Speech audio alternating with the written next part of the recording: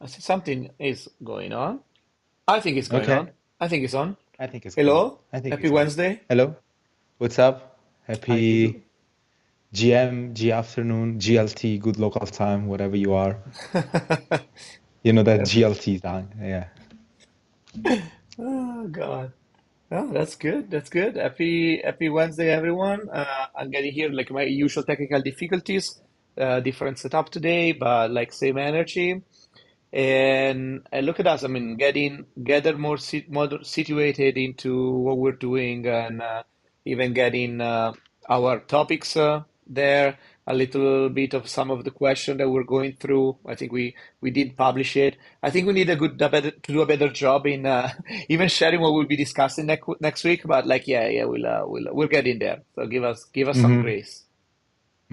Let's say for these hot topics, it's gonna be not obvious, but we are keeping the conversation informal and very casual. But definitely for the next time, we want to facilitate more of what are you thinking of and related to these topics and beyond. So don't worry, Fede, we will get there. I trust you. Never worried. Uh, So, Raffaele, why don't you introduce us to the topic of the day? Oh my gosh. This has been quite a heavy topic, let's say, quite a strong topic, to be honest with you. Uh, and let me run into that before. We're talking about virtual collaboration and remote work in design, which I hear you. Oh no, we're back. No, what are we talking about? Of course, we need to go back to the office. COVID is done. Yes, but we are forward thinkers, right? The main topic we decided together to share a bit of our experiences and tips on how to maintain effective collaboration and communication while working remotely as designers, because still, I think that we learn, both of us, everyone has learned something from the pandemic. And when when the real work is going through, well, what are the experiences and some tips that we can share to maintain a more of an effective collaboration, even in person, right? Because like we can be very generic on the topic. We can really talk about, oh, I'm work remotely, I'm hybrid, I'm full time in an office or whatsoever. But collaboration and communication are still 100% relevant and are still, I think it's still the main number one skill to learn or to improve, because it's a progress that is never done. I'm talking specifically about communication. What do you think here, Fed? I think that we have to relearn that skill because, Mm. as you said, yeah, hopefully COVID is done. Yes, we learned a lot. Yes, I will argue that many business have really benefit in like testing at least remote working, maybe not really smart working, but like remote working. Uh, but the problem is not the problem, but I guess the change of behavior is, it takes 3 weeks to build a habit, and we had almost 3 years. So now we fall into a new normal that is working remotely in front of a screen, and we're used to it. There are, I mean, a good chunks of like new workers that never work in any other way. Like all the new Mhm. generation that joined in the last 2 years, they just been working remote, right? There is a great chunks of people that join new companies that have started remotely at many companies. They don't even know what was the work, and you can argue that without being in person, even the ability to understand the culture of the company and even the sense of belonging, definitely in my case, it doesn't go to where it should be.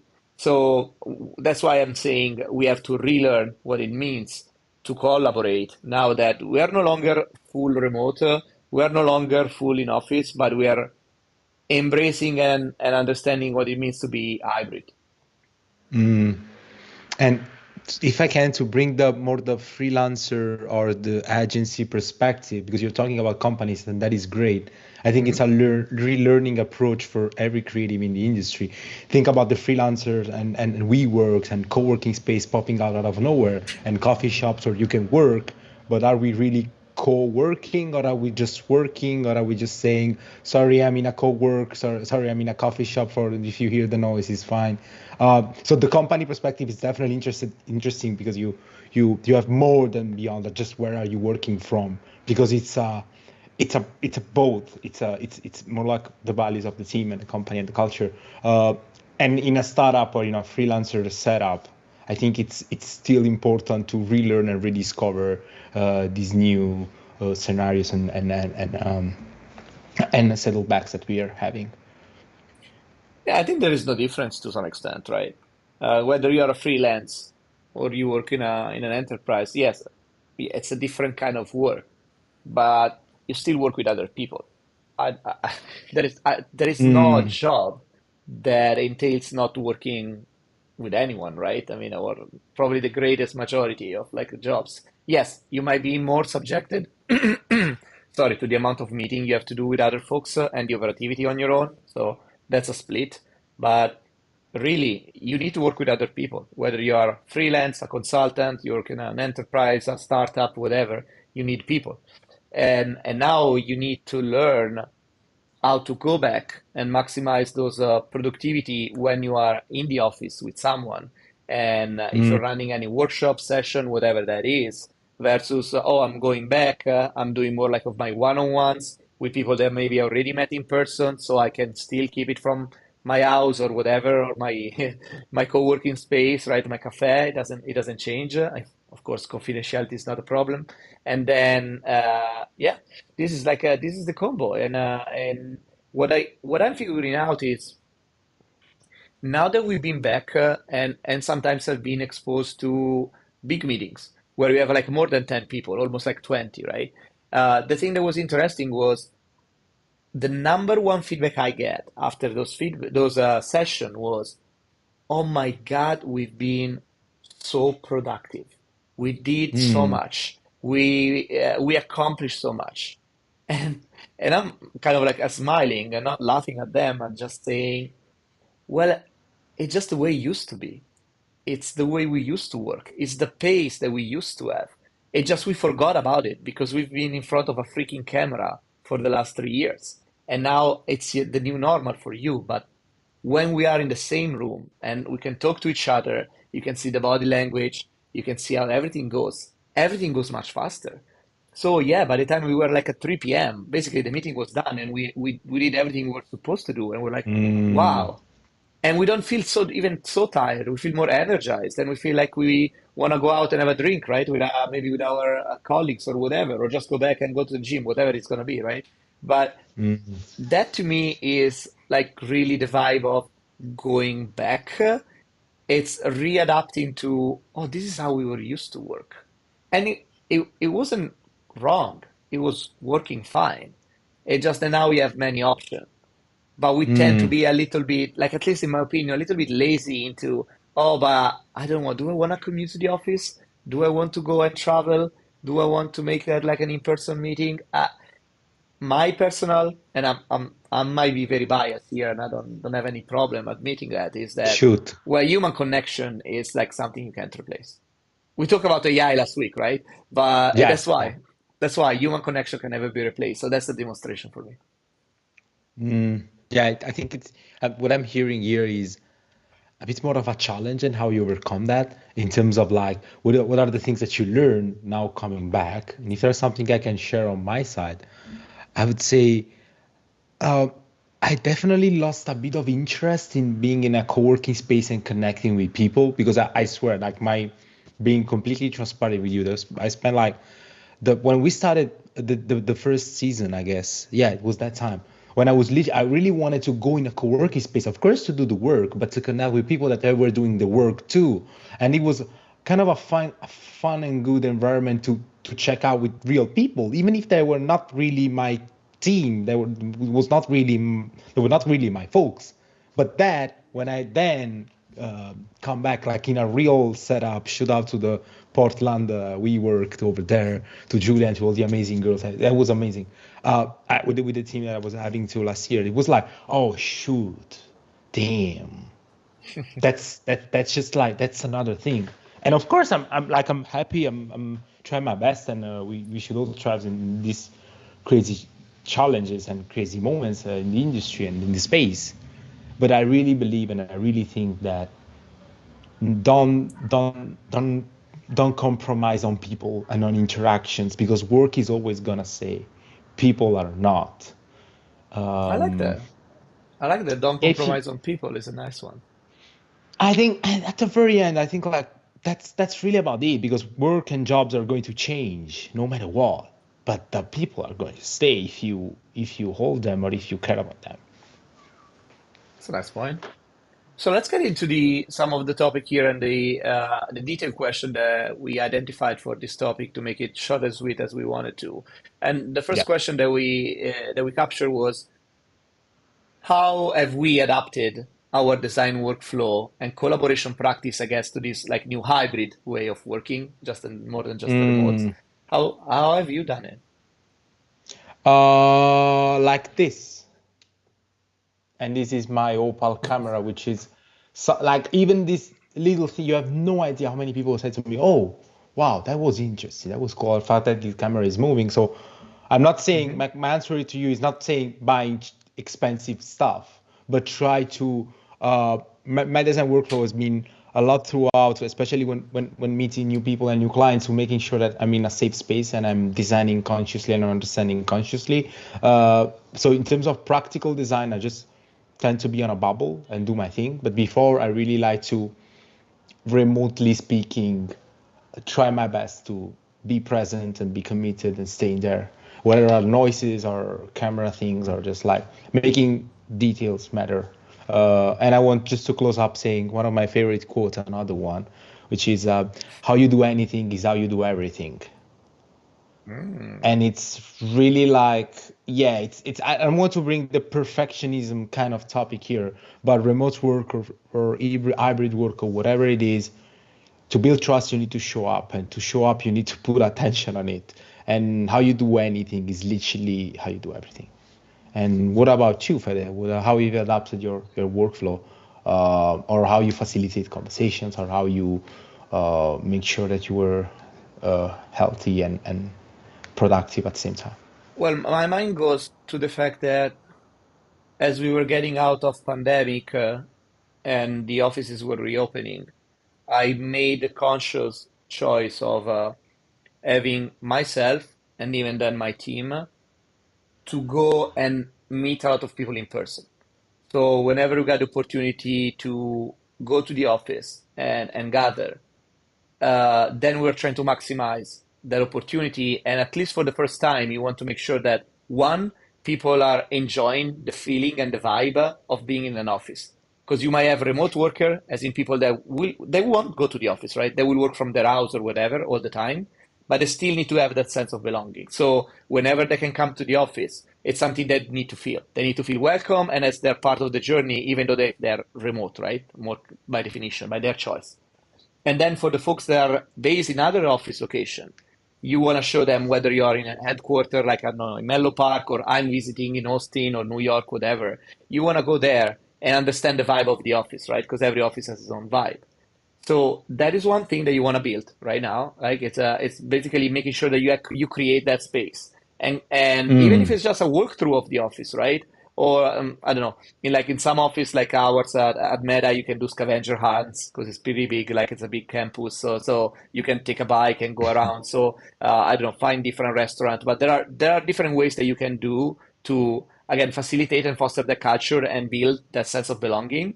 And I think it's very important, and also meeting the people that are in that location. So the conscious again choice whenever making a sort of an offsite or a meeting was not only gathered to do that meeting with the X amount of stakeholders, but was, hey, you folks from the engineering, hey, you folks from the design, hey, folks from the business, folks from anywhere that are around in the office. Why don't you come and we have a little jam session? That's how we call it, and get to know together, get to know each other. Because at that point, even if you just meet once, you already build I guess, it's a step towards the layer of trust that you want to build. Mm. So I think this is very important. This is something we didn't used to do because it was more normal to travel. We didn't have remote worker that like really that many. So you need to bring down those walls of like the digital walls, right? And whenever there's an opportunity to meet, I can tell you, I do believe that even if you meet with one person just once in real life, and you see that the fully rendered version. I'm stealing this one from Grace It's the Ling, yeah, the later. founder of Design Buddies, a great design communities, by the way. FYI, if you guys haven't never heard, check it out, Design Buddies. But yeah, when you see the fully rendered version of a person, it's different.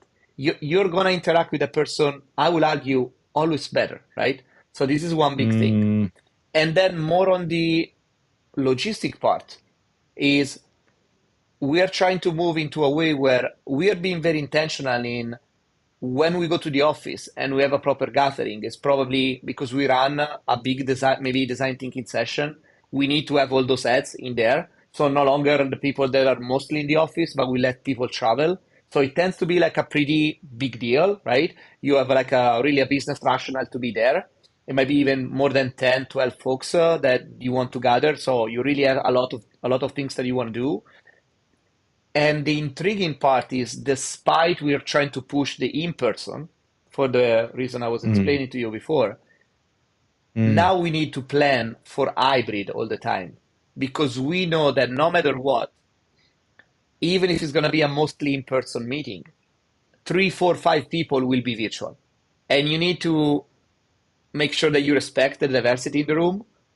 You need the people on digital, like connecting with the VC, to be able to understand and follow the pace. You need to let them have a way to speak and interact. So right now, designing those sessions is considerably different because yes, mostly Mm, the main pace of the room and the main decision makers will be in the room, but you need to give the time and the space yeah. to everyone, whether they're remote or not.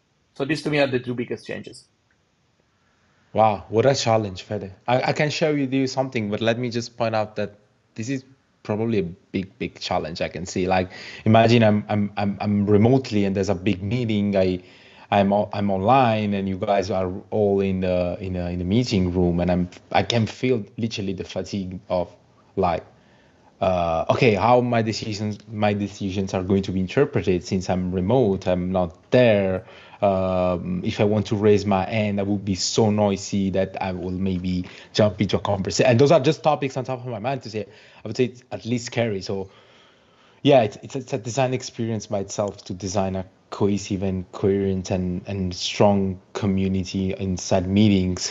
Because if you accept them, okay, but how are we making sure that those meetings are properly done right? Because you can, of course, you can have hybrid model, no matter we share the meet, but are we sure that the people they really want to be in the meet while others are in live? And yeah, that's a really good one, I think. Thank you for sharing that. My pleasure. Okay, No, let's of get to course. question number two that we got here. What challenges have you Yeah, I faced mean, when yeah. working? Yeah, we kind of mentioned that, Yeah, like, you yeah, you what you challenges? you you mix the two and three and four together, I guess. Talking about challenge. No, but that's great. I mean, those are topics like in terms of prompt questions, but your answer was great. So I can talk a bit more about. I can literally share an experience of challenges when working remotely as a designer. I would Mhm. say something that I realized is that it really depends about the culture of the team or the culture of the company you're working for. If it's a really because it's a buzzword to say, oh, we are remote first. That's interesting. Like it's something to understand and to realize that uh, if you come from the COVID perspective, everyone needed to work remotely. But after that, one of the challenge I faced is really like, okay, so I can work remotely. It's fine. It's the box is ticked because I'm based in Portugal, but I work with US clients with time zones and things. But and I'm building my own stuff, so that's another thing. So the challenge here is really like, are we sure that the company or the people that are working with are really remote first? And I mean, messages, Slacks, communication, meetings, having meetings with an agenda. So that for me means being remote first and not like, okay, yeah, you can work whatever. It's a bit different. It's a bit different. So this is one of the challenges that I faced that I realized, okay, cool. So I need to really understand. what's really the culture? What is valuable really in the interactions? Yeah, I think it doesn't fit in the culture, it doesn't fly, right? If it doesn't become the culture, then it's not gonna fly. Just Mm, I think I wrote an article. It was like 1 year ago, probably even more, maybe two. Like, are you smart working or dumb working, right? 2 years ago, I guess it was Yeah, it was during a long COVID. time Yeah, ago. Yeah, and there was some yeah, interesting data already. But that's the point. Like a lot of people are just like mistaking the logistics for uh-huh. what is culture, right? And culture is not logistics. Uh, Right. Once you got the culture, it also gets reflected into the logistics. That's the power of culture, and that's why we are people first.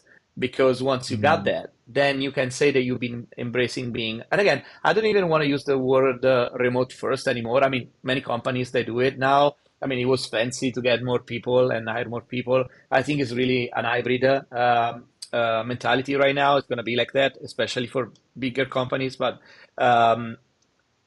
that is the point. Like you want to make sure that you go and you are smart working and you are embracing hybrid and that everything works. You cannot just pretend that people are having the same dynamics, having the same implication, having the same obligation when they are working from their house because it's not. Otherwise, we're just forcing folks to stay, I don't know, 15 hours in front of a screen. That did happen with COVID at the beginning.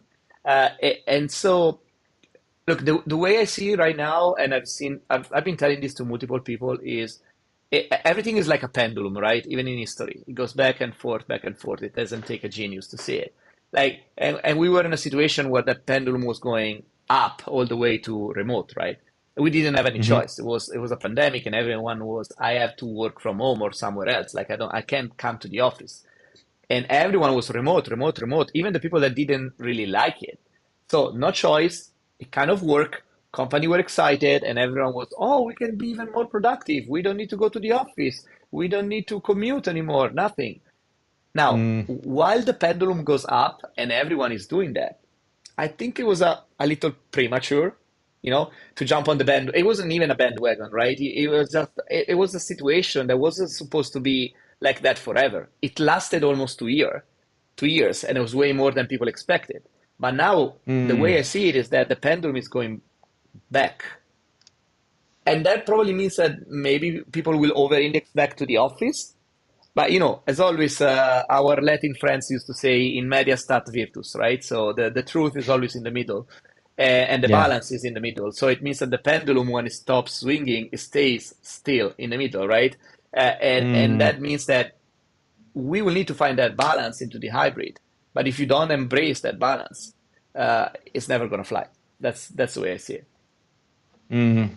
And you maybe you don't want and you don't have to take for granted the 2 years before, since you will start talking about people that have never been in office. Yeah, that's I like I come from a very um, I come from a mindful place saying, I hear you, I Mhm. feel you, but things have needs to change, and because we you have to adapt that, and we have to realize that this is not the normality in a way. Um, there's something interesting that is on top of my mind right now is to like really making sure that like of course the office is the representation of the work because you go there for working, but you really want to create a safe space too, and you really want to create some sort of belonging and connections, and it's something that I've been working on toward the last couple of months. Shout out to Joel. We're building I told you something, but we're building a tech hub in Lisbon. It is more than a co-working space. So why I'm pointing you this out is that people that they really want to connect and they really want to do their best work, and that's what I see co-working spaces right now. It's not a place for getting your Wi-Fi and whatever. It's really try to, no matter what, being fully present in a space that you feel like home with the remote setup kind of, but it's not home because you go there for work because you want to work there. So that's something that I've been thinking of, and you know that you know me if you remember the first season or when we started to chat. I was everywhere, all over the place in coffee shops and whatsoever, and I love that. But then you really need to. Um, I love the office too. So maybe it's me that I'm wrong, or maybe I'm just working towards direction. I love being a person that show up in the office, that get things done in the office, that get people that gather folks around a whiteboard to do things. And we shouldn't be scared of that. Not for the time of commute, not for uh, whatsoever. That's how we build meaningful relationships, I guess, or at least it's easier. Um, so yeah, that's something I want to add It, on it the does topic pay. of what I I believe want. it does pay the dividends, right?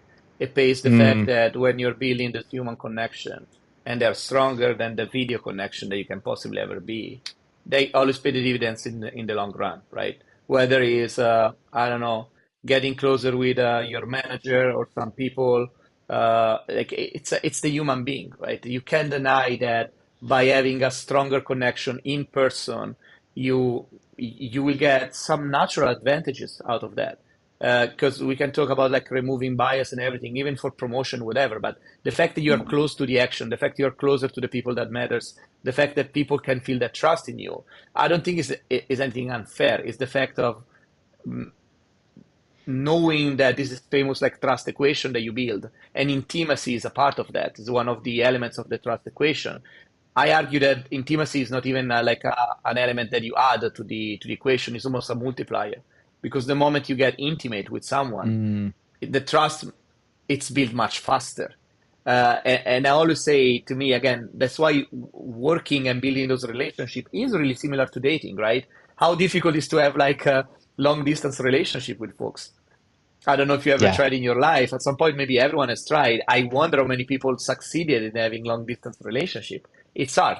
Now we're talking about romance and all the stuff. I know it's different context, but to some extent, I do believe it's similar. It's much Mm, and for the sake of being provocative, yeah. I mean, we say that long distance relationship don't work, or at least it's harder to make it work. I think it's similar even with in this new hybrid relationship, right? If you can go and stay closer to the action, or somehow it doesn't mean that you have to be physically close, but if you can also get closer in person physically, I think it's just better. So I'm not like saying that remote work is wrong. I think it's really helpful. I think that everyone should be able to make that choice.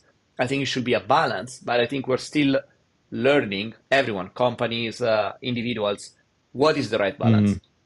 Is there a nice, mm. is there a ratio? There is not. Like every company will work differently, right? Even depending on like what you do. So that's the magic cocktail that we're figuring out together, and we haven't. And probably it's gonna take like a few years. Thank you for that. No, it's interesting because yeah, I tried distance relationship and yes, it sucked. So I can relate with that. I can relate with that. It's just But that. no, it's just that it's true. It's true. I wanted, but by the way, I wanted to add something very quickly here. That is, I was having a similar conversation with a friend of mine here, and we were talking about having a toxic environment when working remotely and how remote is not gonna help toxicity in a workplace. And that's interesting. And my genuine, I'm curious to hear what you think here, but the first thought that passed through my mind was something like, this is not gonna do anything with remote work. It's gonna do with the work itself. So you need to change your work, or you need to do something different in a way that because the question was really related to to a toxic environment, to micromanaging, to all those crazy things related to work. And I'm like, maybe it's not it the point is not remote work or being in live. It's really figuring out if that's the right thing. I don't want to shift the conversation to another topic here, but what I wanted to add here is just like, those are tools and those are weapons that we have to know as designers or as a remote worker in this world. But definitely it's not a like it's not the magic pill for everything, or it's not like, oh, or is the magic excuse for everything. That's the thing. In terms of like, oh, it's not working because of remote or such. Oh, What do you I think here? agree. I agree. It's not the cause and it's not the remedy. It's neither of Mm-hmm. those. It's a toxic environment or a toxic person remains a toxic environment and a toxic person unless we do something to change it. Yes, there might be scenarios in which some aspects of the toxicity get highlighted, and what I'm thinking, if someone is a micromanager, the fact that they cannot control you or see you like in the office every day, it's probably going to highlight that. yes, but there are still countermeasures for those people that will work no matter what, right? It doesn't matter if it's remote or not. So yeah, I wouldn't blame like the hybrid remote work situation. Like I wouldn't point at it as a solution. It's always, again, it's a matter of people, and it's a problem that we need to face and solve together. So yeah, it's an interesting point of view, though. Okay, I can see some scenario being a little bit exacerbated by being or not being remote. So either way, Nice.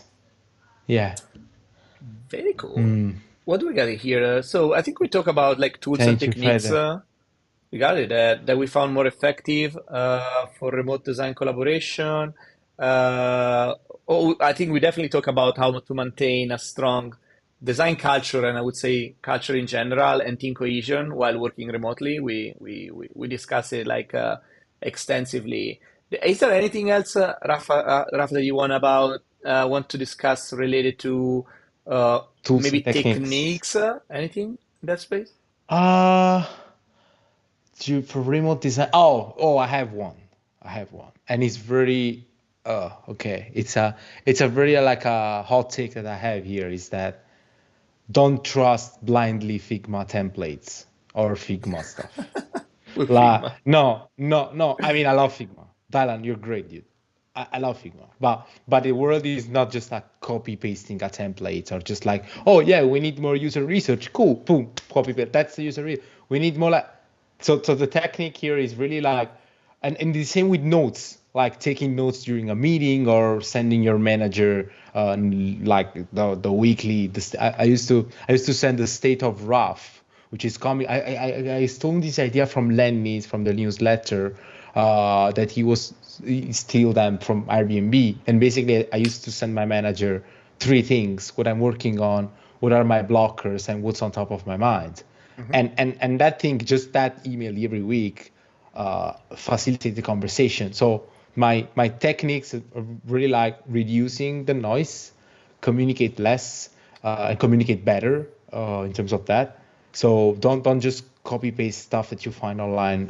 Talking to designers in general. So try to understand what is the place that you are jumping in, what is the shoes that you are feeling in before promoting something new or adding something new, and uh, yeah, communicate better and less but better.